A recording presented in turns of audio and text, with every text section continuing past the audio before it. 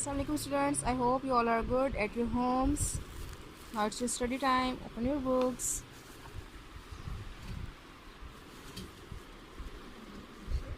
Before starting our today's lecture, we review our previous lecture. The previous lecture, what we read? Do you remember it?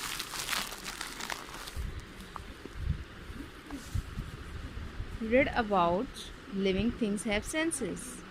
Means living things की senses होती हैं, यानी कि वो living things जो होती हैं, जानदार चीज़ें किसी भी चीज़ को महसूस करने की तमाम खसूसियात रखती हैं।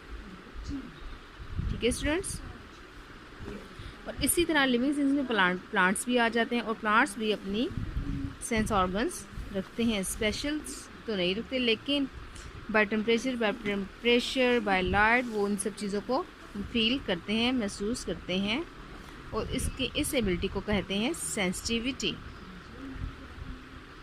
आई होप ये आपको पहले से याद होगा। Now we start our today's lecture. Living thing excrete. Excrete का मतलब होता है खारिज करना या अम्ले अखराज। द रिमूवल का मतलब होता है ख़त्म करना, रिमूव कर देना, ख़त्म कर देना, ऑफ वेस्ट फालतू materials made from the body of a living thing is called excretion. Excretion mean अम्ले अखराज। तो ये एक्सक्रेशन क्या होता है स्टूडेंट्स? जो रिमूवल का अमल होता है, फासिद मादों के अखराज का अमल होता है जो हमारी बॉडी से, उसको हम कहते हैं excretion. When living thing consumes food and water, their bodies separate the useless substances from the useful one.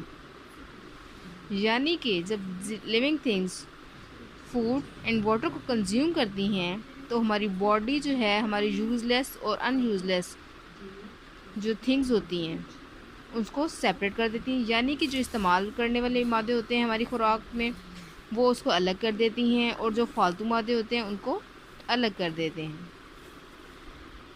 They excrete these harmful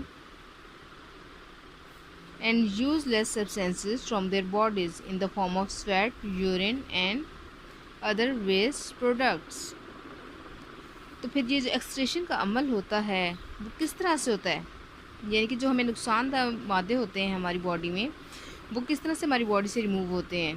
sweating के ज़रिए, यानी कि जैसे पसीना आता है, यूरिन के ज़रिए, और उसके अलावा जो दूसरी सिस्टम है मादों के अखराज का, उसके ज़रिए। ठीक है स्टूडेंट्स, इसी तरह से पौधे भी एक्सक्रीशन का अमल करते हैं। किस तरह से? Plants excrete extra water through their leaves, अपने पत्तों के ज़रिए।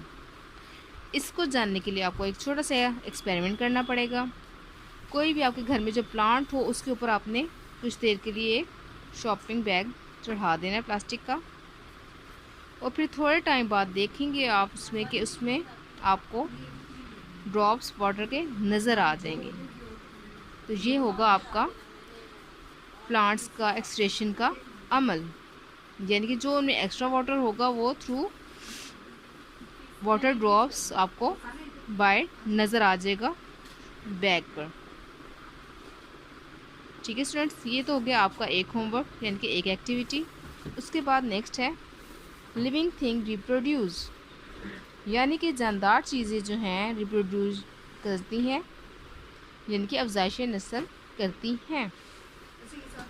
All living things give birth to their own kind, यानी कि तमाम लिविंग थिंग्स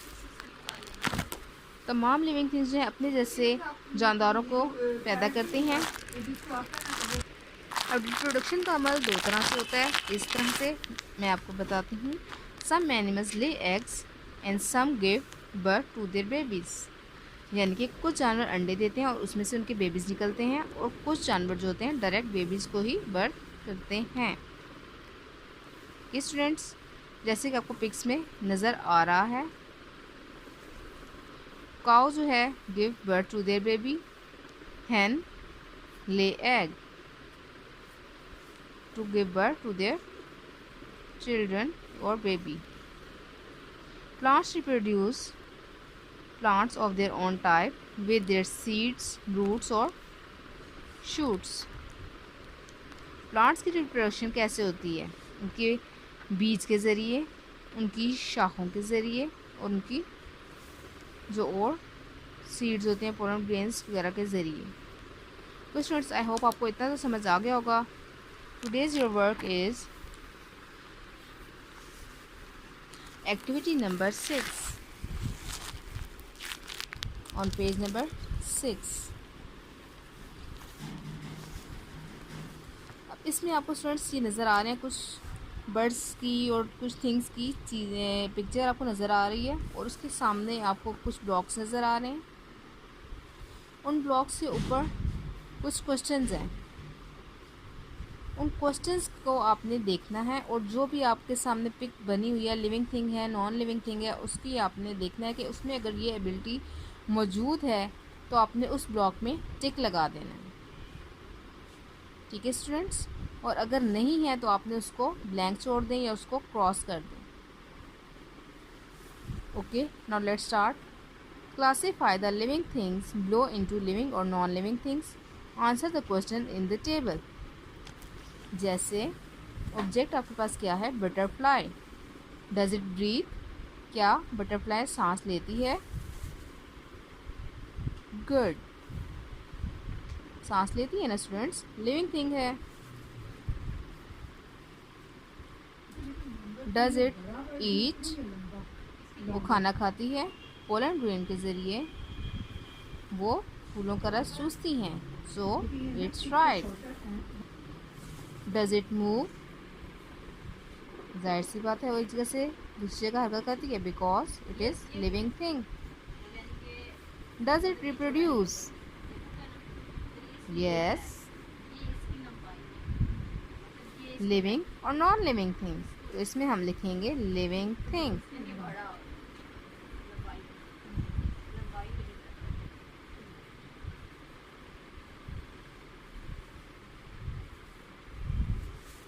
ठीक है स्टूडेंट्स, अब इसी तरह से आपने ये बाकी सारा भी होमवर्क आपने मुझे करके इसकी पिक लेके मुझे सेंड कर देना है। एक और एग्जांपल मैं आपको करवा देती हूँ। Fan, does it breathe? No. Does it eat? No. Does it move? No. वैसे तो ये चलता है जब इसको इलेक्ट्रिक अर्थ मिलता है, लेकिन ये एक जगह से दूसरी जगह हरकत नहीं कर सकता। Does it reproduce? No, it's a non living thing.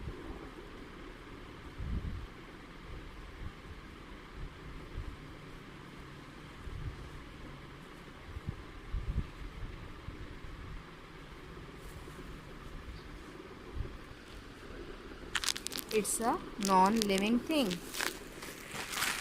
Okay students, जो रेस्ट आपको चीज़ें नज़र आ रही हैं, जो ऑब्जेक्ट्स हैं, इसको आपने प्रॉपरली फिलअप करना है। उसके बाद आपने मुझे उसकी पिक लेकर सेंड कर देनी है।